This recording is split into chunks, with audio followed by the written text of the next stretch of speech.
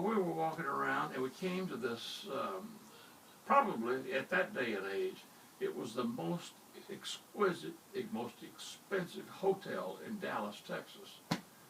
And we were standing there and said, well, hell, we're broke. We already spent all our money.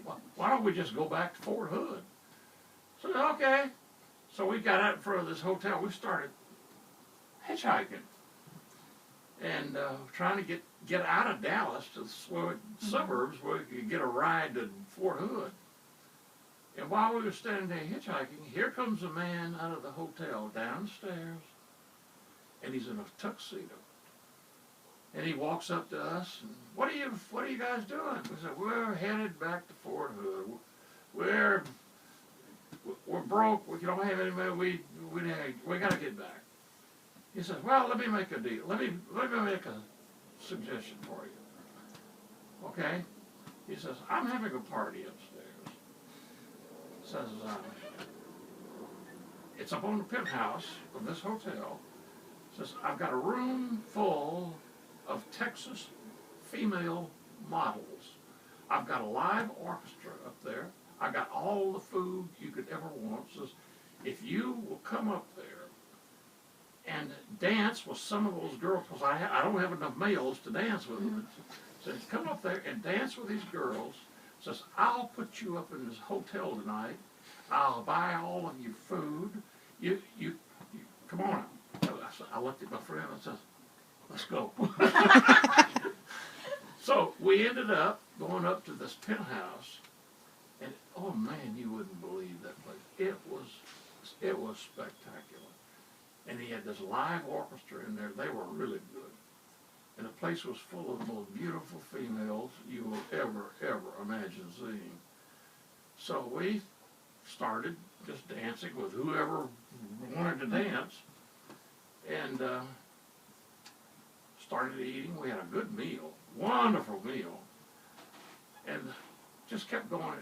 Along about 11:45, midnight or whatever, all of a sudden there was a big fanfare from the orchestra.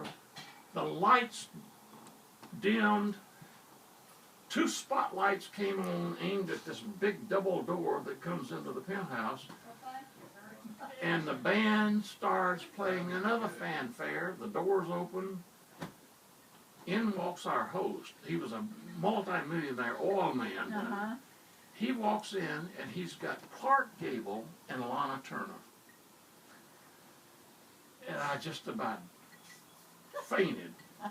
They came in, and they went around and met everybody in the room, and then the band started playing again.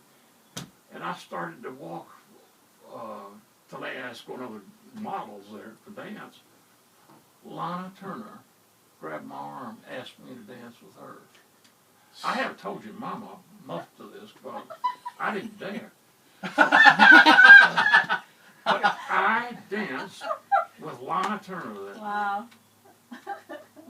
And I've never, ever said much of anything about that to anybody until recently.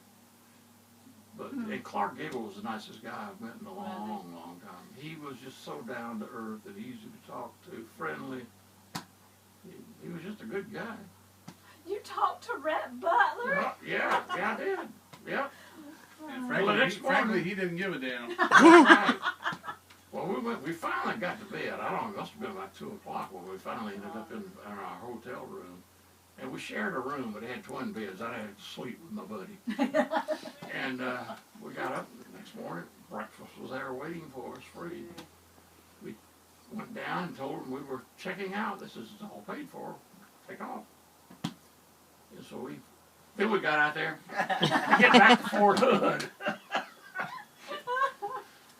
I tell you, I've lived an extraordinary, strange life. Unexpected. Thing out there, but I do know I went to some special schools which I never ever dreamed would lead to the jobs I was going to get into. And I think I was a pretty good student.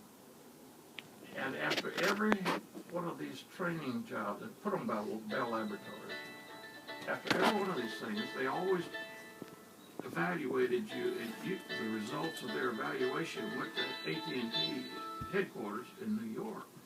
Well, I Hello? always got high marks. Hello, can I call you That's when I had back? some brains. Okay. And out Huh? of the clear blue sky, Oh, yeah, we're I just was down Dave's down mom in and dad, Conyers so. teaching a school on one of these new machines to handle some Okay, of this love ya. government stuff. Bye. And Bye. I was in my next to last day of teaching this second class, I thought. And my boss. Huh? Yeah. No.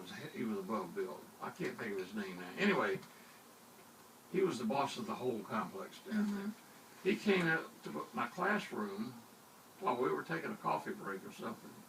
He said, Luther, he said, when you come to work tomorrow, dress up. Wear dress pants, white shirt, and tie. Somebody wants to talk to you. I said, who? He says, I can't tell you. And so the next day, I showed up at work in my dress clothes, which was very damn meager back in those Sunday days. clothes. Yeah. Sunday go to meet. Yeah, I was gonna say. And there was Lana Turner. And No, it was Clark Gable. it was about 1 o'clock in the afternoon, after lunch, 1 o'clock in the afternoon. I was through with the class. I dismissed the class. And no sooner had the first student opened the door to walk out than in walks this big boss of mine. And he's got two total strangers coming behind him. And they walk in. And my boss, Luther, I want you to meet Mr. Baldwin and Mr. Whitney. I didn't know who they were. They were from Cincinnati. And they had heard about me, and they were offering me a job in Cincinnati. This was on a Friday afternoon. If I accepted the job, I had to be in Cincinnati Monday morning. Oh, gee. Oh man. Remember that? Oh, yes, I had just started painting the trim and the inside of that house. Because I was painting it white. And he called me and he said, you better start painting faster because we're going to Cincinnati. You got to put the house up for That's sale." how I got my first promotion. Oh, gee. And I went to Cincinnati, and I was working on regular long distance service that everybody uses. Plus, I was still working on this government stuff that not many people knew about.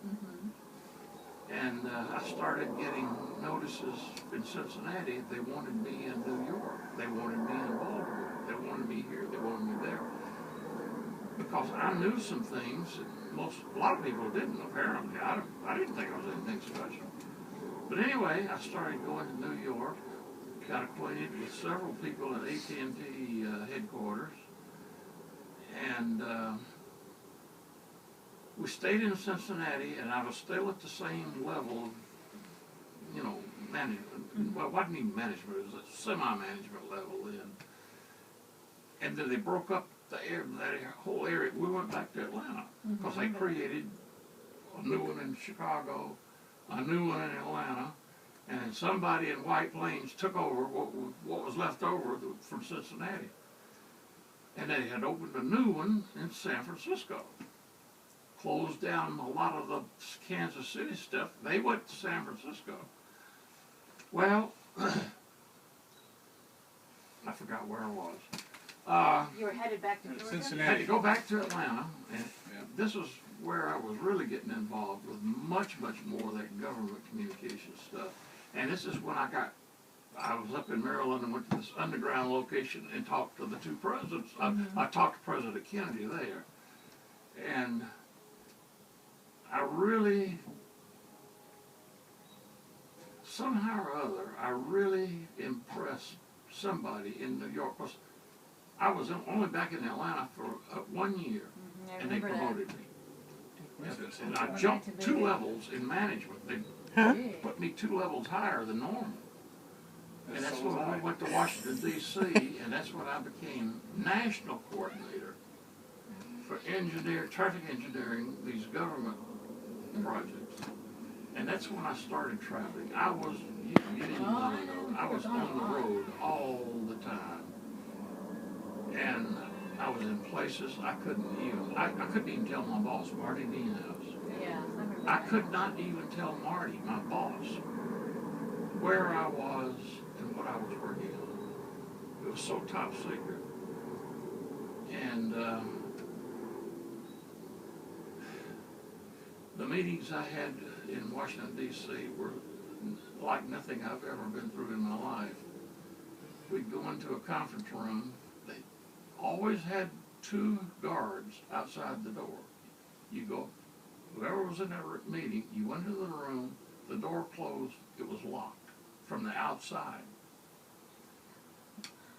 And you were to never, ever say anything about what you were in there working on to anybody, not even your boss. That's why I couldn't tell my boss, Marty Dienhouse, what I was working on. And when you, but I learned this the hard way. When you're in there, you're taking notes of all this crap they're giving to you. When you went out the door, they confiscated everything you wrote. No notes, nothing. If you didn't have it up here, you didn't have it. So I could not take a single note out of any of those meetings. And I can't even, to this day, I can't tell you what they were about. And when I finally left Washington, D.C. and we went to California, I had to have a debriefing with the Defense Department and the National Security Agency. And boy, I'll tell you, after you talk to them, you are never going to say anything to anybody about what you worked on. And to this day, I have never revealed a lot of the stuff I worked on because it was super top secret. Some of it hasn't even come to the light yet. But Please. I remember when I first came up here, and I tried to completely forget about all this government stuff. And I switched over to Pacific Northwest Bell, and I'd gone up to Everett to work with another PNB guy with General Telephone. We were working on a multi-company long-distance network solution for the state of Washington. And one afternoon, up there, I didn't have any bosses around. We had no supervision to speak of. We were in a room by ourselves and left alone. We decided after lunch, let's take a ride. So after lunch, we got in Ken Milner's car. Got in Ken Milner's car, and we took off toward the hills and up the rivers and through all these things. And we finally end up way out in the boondocks. And we pull up to this chain link fence area, and there's a big locked gate there and a guard at the gate. And we pull up to the gate there, and Ken says, I just want to talk to this guard at the gate. And he walked up there and talked to the guard. The guard says, no, you can't come in. So no, nobody can come in. And Ken says, well, can you tell me anything about we're just curious. What are you doing here? He says, all I can tell you is this secret Navy communications. Well, the minute I heard that, I knew what it was. I knew exactly what it was. So I never said anything to Ken or to Carl. And but I knew what it was because I worked on it. But Ken knew where it was. Ken knew where it was at, what was there. He just wanted to show me, what's around the area there. Oh, I see. Houses and this and that and the other, and the creeks and the rivers, and it was just something he wanted to. It wasn't. He was trying to learn. Instead of working that afternoon. Yeah, anything but work. Hear about and talk about. There's a lot of stuff going on behind the scenes. We have no clue. That's right. Yeah, absolutely. I guarantee you, you've seen 1/10 degree. It's like an iceberg, all the most of Yeah, it is. everything. Yeah. I've often wondered about that. Some of the things that I see in the news and stuff, and I see something happens, it just doesn't make any sense at all. And then I I think to guarantee- myself, that could be just a big cover story. I guarantee you, you Totally wouldn't different believe. story behind Yeah. closed doors or in Well, dark I caves. was over with. Yeah.